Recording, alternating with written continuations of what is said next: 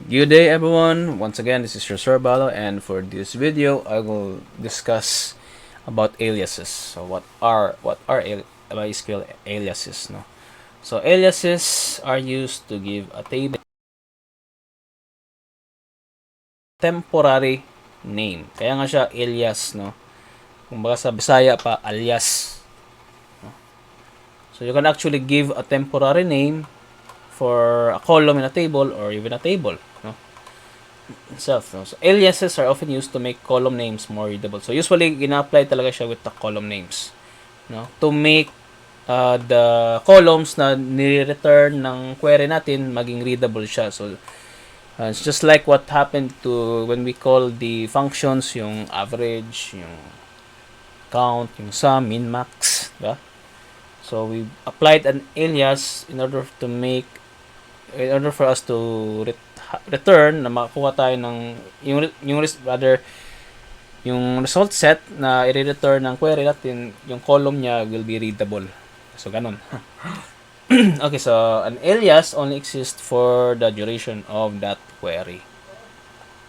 So once it will not actually change the name of the ibang if you want a permanent change of a name of a column, so iba na yan, ibang SQL statement na yung gagamitin for that.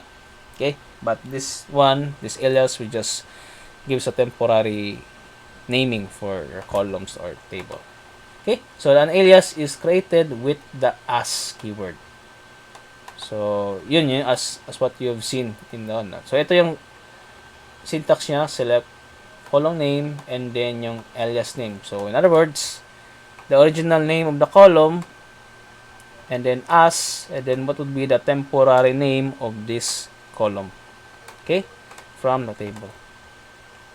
And then if this was applied to a table, select column names, blah blah blah, from table name, the original name of the table, as, and then alias name, the temporary name of the table. So ganun. And then we have the demo, customer table, the selection from the orders table, blah blah blah. Okay, so this time here's an alias for columns example. So the following SQL statement creates two aliases, one for the customer ID column and one for the customer name column. So this is the original column, customer ID. Yung alias niya dito is ID. Tapos yung customer name, yung alias niya is customer. So let's try. Excuse me.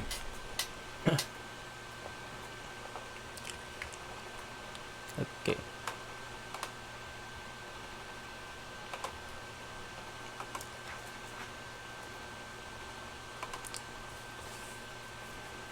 So you'll see, no, that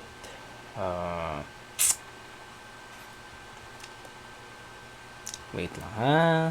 It's taking a little while. Naglo-loading na siya. And wait a minute. Ayun. So finally, we have this is actually all records, no, from the customer, but we only retrieve only the customer ID and the customer name na columns. So that's why we only have two columns right here that was retrieved, no, by our yung ni-return ng ano natin ng ng MySQL. So that is why as you notice, it's not anymore customer ID, it's ID na lang, and it's not anymore customer name, but it's customer. Pero if we're going to check our original table lang ha.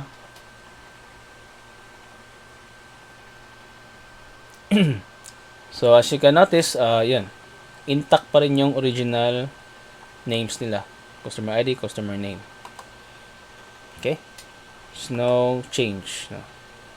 So usually ginagamit lang yung alias whenever we are querying, no, para just to replace the name na column name na i-return ng ano natin. Wait lang ha. Ano yan? Yeah, once again, alias, ginagamit lang yan during querying, no? Whenever we're applying the select statement, no, to retrieve to retrieve records, no, para just to temporarily replace the name of a certain column. So in this case, ito obviously once we are we are retrieving the customer ID and customer name, since we specified an alias, so pag return ni MySQL ng result, so ito na yung temporary names niya. Okay, so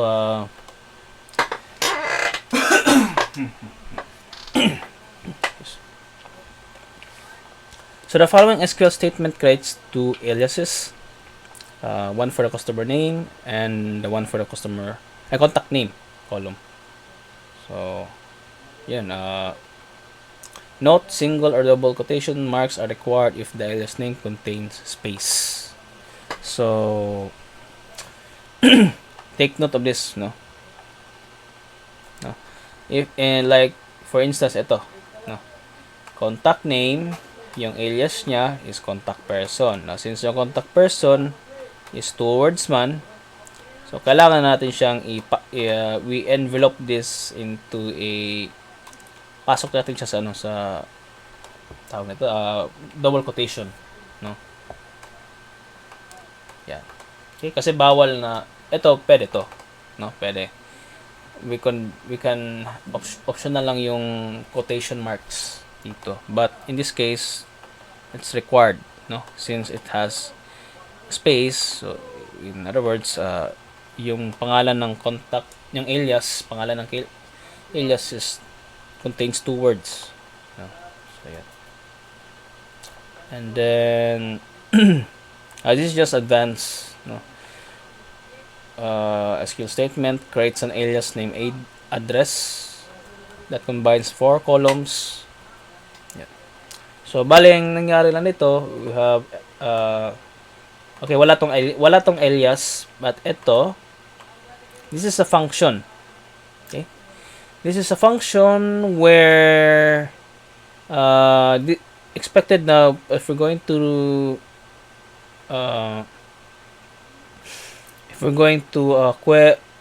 yung kung ilan yung columns na i-return ng SQL statement ito, it's 3, tatlo. So the first column, this one, the second column is this one.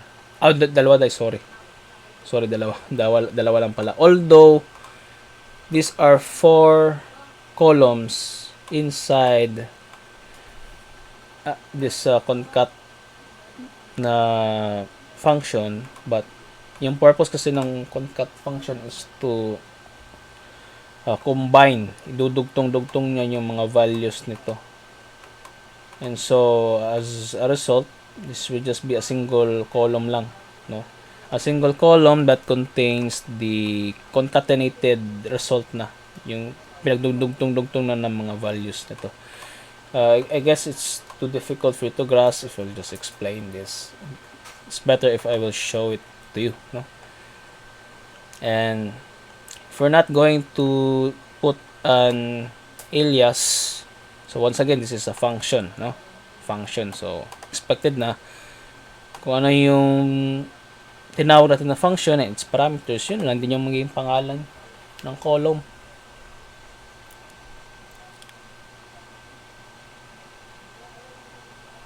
So it's taking a little while. Ayun. So we have, so see, as you notice, we have customer name, and then yung that's for the first name, first column. Yung second column, this is what you're going to observe.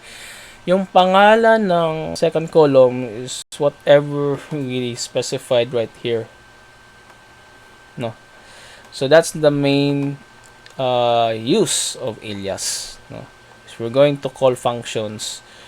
So yeah, na-notice nyo, we called using the concatenation function, we were able to dugtong-dugtong we concatenate the values of the address, postal code, city, country into a single then this is treated as a single string, single character, single varchar na, or whatever.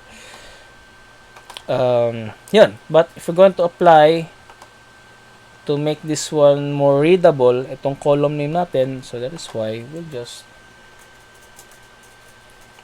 so that's the reason that we are using the alias. Oh yeah, pwede naman to capital, and you will see the difference, no?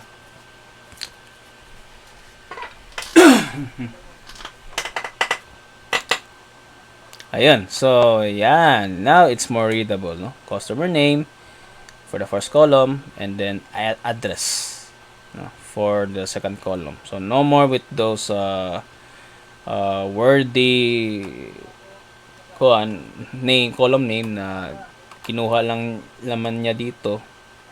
Yung name ng column is di kaling mismo dito. So, to make it readable, so, yun yung gamit ng alias. You just temporarily replace the column here, the column name here. Okay? So, I hope it's already clear to you ano yung gamit ng alias. And now, we have alias for tables. Okay. So, the following SQL statement selects all orders from the column with column ID 4. We use the customer and orders table and give them tables alias C and O respectively. And we use alias to make the SQL shorter. Now, alias for tables, this is very useful. And we will be witnessing this in our next lesson, which is the SQL joins. No, right after this one, we'll go straight into that. No. Oh, and I'll just make it into a separate video na lang.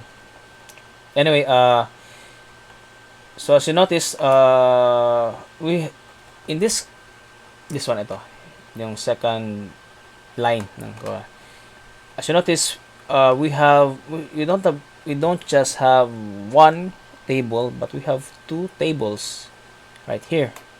Kasi bakit we have two tables? Because we are trying to query not just we're trying to query tables, columns, sorry,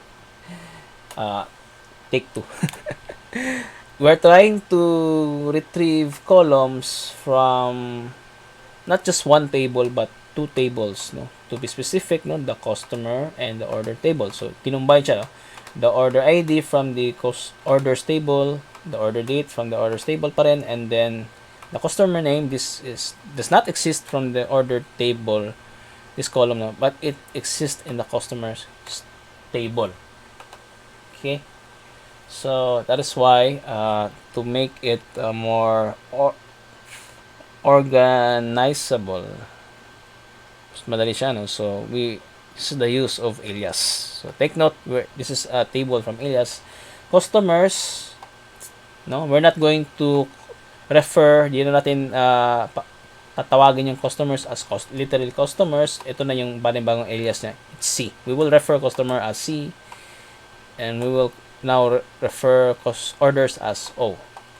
So that here, and as well as yung mga where conditions natin, we will not be writing orders, that order ID, orders, that order date, customers, that customer name. Hindi na natin ita-type yung full name ng customer, but the alias.